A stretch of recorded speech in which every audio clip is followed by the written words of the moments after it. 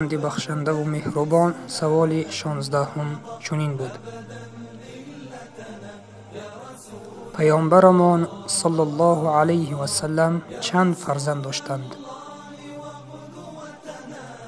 پیامبر اکرم صلی الله علیه و سلم همگی 7 فرزند داشتند، 3 پسر و 4 دختر، و همه فرزندانشان از خدیجه بنت خویلد خداوند از او راضی باد بودند، مگر ابراهیم از مریم قبطی خداوند از او راضی باد بود. فرزند اولین پیامبرمان صلی الله علیه و سلم القاسم نام داشت و به همین سبب پیامبر را ابوالقاسم یعنی پدر قاسم می نامیدند. و بعد از او دختران بودند: زینب، رقیه، کلثوم، فاطمه، و بعد از فاطمه عبدالله. خداوند از همه آنها راضی باد.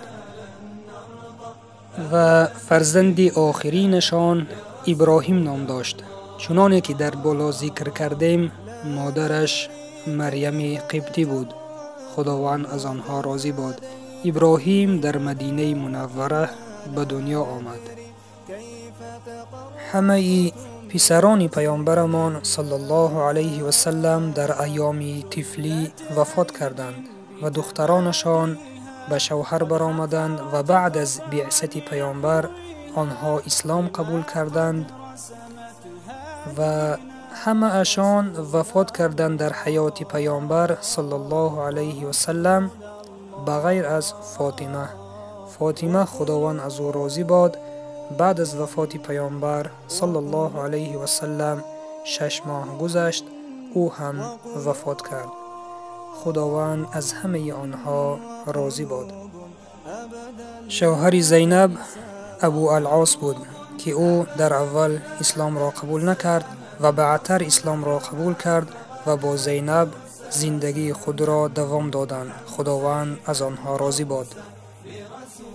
شوهر رقیه عتبه و شوهر کلثوم عتیبه پسران ابولهب بودند که ازدواج آنها پیش از بعثت پیامبر صلی الله علیه و سلم برگزار گشته بود و بعد از بعثت ابولهب عمک پیامبر و دشمن اشدی پیامبر صلی الله علیه و سلم پسران خود را امر کرد تا زنهای خود را طلاق بدهند و پسران سخن پدر را گوش کرده دختران پیامبر صلی الله علیه و سلم را طلاق دادند. و بعد پیامبر صلی الله علیه و سلم رقیه را به عثمان ابن عفان خداوند از او راضی باد به زنی دادند و بعد از مرگ رقیه خداوند از او راضی باد. پیامبر صلی الله علیه و سلم دختر دیگری خود را کلثوم را به عثمان ابن عفان خداوند از او راضی باد به زنی دادند. از این رو عثمان ابن عفان را ذی‌النورین یعنی صاحب 2 نور می گفتند.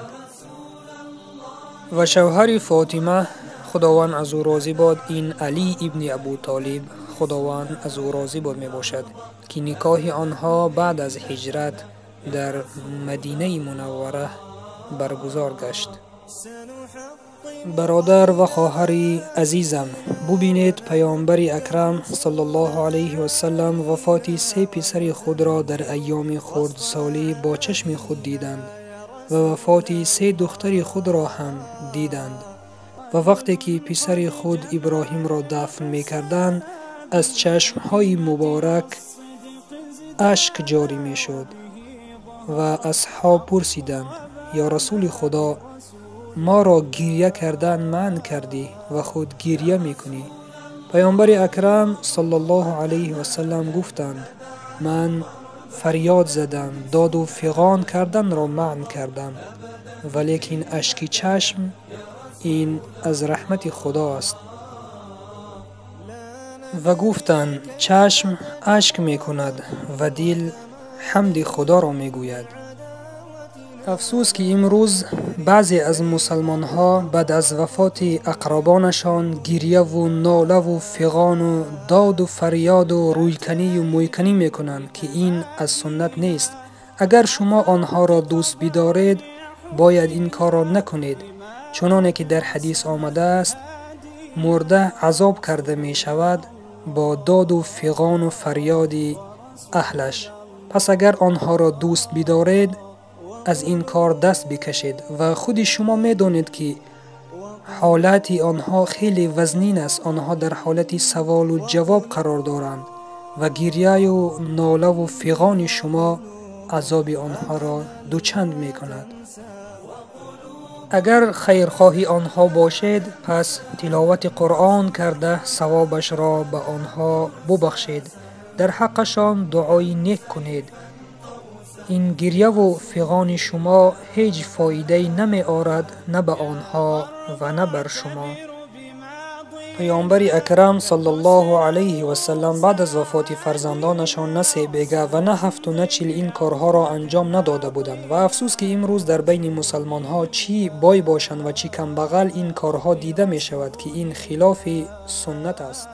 البته دادن طعام این ثواب است به شرطی که انسان به این قدرت داشته باشد و طعام به محتاجان و کم بغلان داده شود. و چنانه که خودی ما شاهد هستیم اکثر مردم امروز قرض می گیرند برای دادن طعام و این طعام به بایها و به شخصانی می دهند که اصلا آنها به این محتاج نیستند. این خلاف سنت است. از این درس ها ما باید عبرت گرفته و در حیات خود عمل کنیم. این بود معلومات مختصری درباره فرزندان پیامبرمان صلی الله علیه و سلم. السلام علیکم و رحمت الله و برکاته. لن ندع الغرب يدنسنا، لن نرضى